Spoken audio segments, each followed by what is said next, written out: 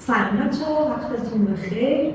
امروز اومدیم سمت دریاچه غرب تهران و یکی از برج‌ها یه واحدی هستی خریداری کردم. کاربرانی هستیم برداشت رو انجام بدیم و می‌خوایم به دو صورت تصمیم تغییری رو انجام بدیم که یا این منزل رو اجاره بدیم یا بخوایم که تغییر خیلی قشنگ میشه رفته بشون میشه عشق زندگی میشه. فیلم پروژه براتون بزنم ببینید و انشاءالله که پایان کار رو هم براتون بزنم. صرف رسیده این کار هم با خودم با دفعان هست و تازه مرسی و آرزوی موفقیت کنید.